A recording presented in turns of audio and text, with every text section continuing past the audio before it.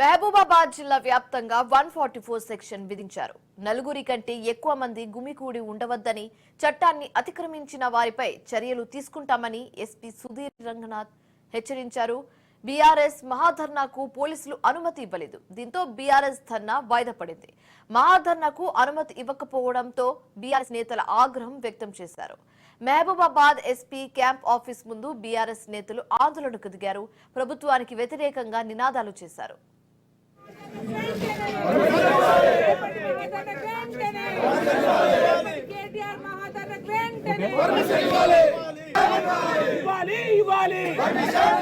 కేటీఆర్ గారి మహాధర్నా పర్మిషన్ వెంటనే, కేటీఆర్ గారి మహాధర్నాకు పర్మిషన్ వెంటనే.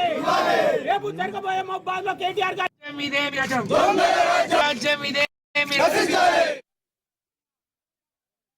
వెళ్ళిపోయిన వాళ్ళ కుటుంబ సభ్యులందరూ కూడా వాళ్ళని ఢిల్లీ తీసుకుపోయి అక్కడ వారికి సపోర్ట్గా గిరిజనులకు సపోర్ట్గా కూడా మేము అక్కడ పిటిషన్ ఇవ్వడం జరిగింది.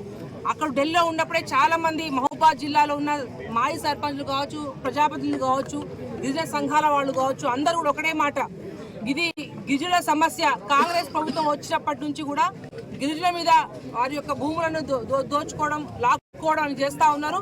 ఇది ఖచ్చితంగా అందరూ ఏకం కావాల్సిన సందర్భం. ఇది మహబూబాబాద్ లో గిరిజనులు ఉండడం వల్ల మీరు ఖచ్చితంగా ఇక్కడ కేటీఆర్ గారిని ఇక్కడ తీసుకోరండి. మీ అందరం కూడా అక్కడ ఎక్కడైతే మన కొడంగల్ జరుగుతున్న దాని విషయంలో అందరం కూడా సపోర్ట్ చేస్తామని చెప్పిన తర్వాత వారి యొక్క విజ్ఞప్తి మేరకు వాళ్ళ కేటీఆర్ గారిని రేపు పొద్దున మహబూబాబాద్ పట్టణంలోని ఎంఆర్ ఆఫీస్ దగ్గర మహాధర్నా కోసం మేము ఏర్పాటు చేయడం జరిగింది.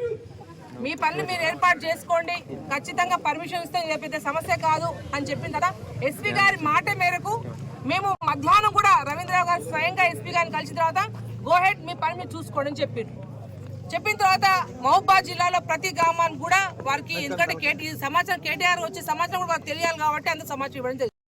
ఇప్పటికైనా ఆలోచించండి.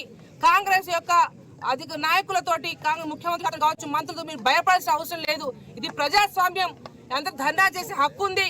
మా గిరిజనులకు ఏదైతే ఇబ్బంది అవుతుందో వాళ్ళందరినీ కూడా కాపాడుకోవాల్సిన అవసరం ఉంది, వాళ్ళకు సంఘీభావం తెలిపాల్సిన అవసరం ఉందని చెప్పి వారిని ప్రత్యేకంగా మంచిగా రిక్వెస్ట్ చేసాం. ఇక్కడ జరుగుతున్నది ఒక నీతి, ఇక్కడ జరుగుతున్న గిరిజన సోదరులకు ఒక నీతి, బయట జరుగుతున్నది అది, ఇక్కడ జరుగుతున్న సమస్య కానే కాదా అని దేశంలో చూపెట్టడం జరిగింది. దీనిపైన ప్రత్యేకంగా రాహుల్ గాంధీ శ్రద్ధ తీసుకొని ఇక్కడ జరుగుతున్న దాని మీద కాన్సన్ట్రేట్ చేయాలని దేశం వైపు, ఢిల్లీ వైపు తీసుకెళ్లడం జరిగింది. కమిషన్లందరూ కూడా చెప్పడం జరిగింది. ఇవన్నీ జరుగుతున్నప్పటికీ ఇక్కడే ఉన్నటువంటి ఇది ఒక గిరిజన నియోజకవర్గం మహబూబాబాద్, ఇల్లెందు గిరిజన నియోజకవర్గం, డోర్నకల్ గిరిజన నియోజకవర్గం, మహబూబాబాద్ పార్లమెంటరీ నియోజకవర్గం గిరిజనులది.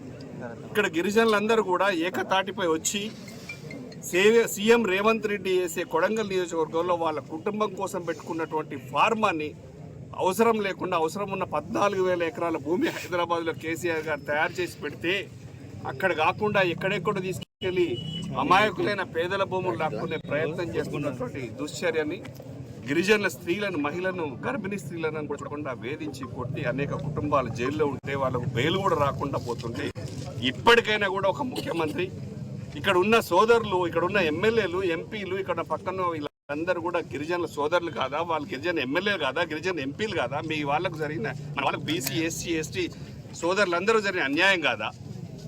దీన్ని ప్రజలకు తెలియజేయాలని ప్రజలు ముందుకు వస్తే మీరు ఆపడానికి మీరు రాళ్ళేసి కొడతామని చెప్పారు. అది ఎంత దుశ్చర్య, ఎంత సిగ్గుపడాలి.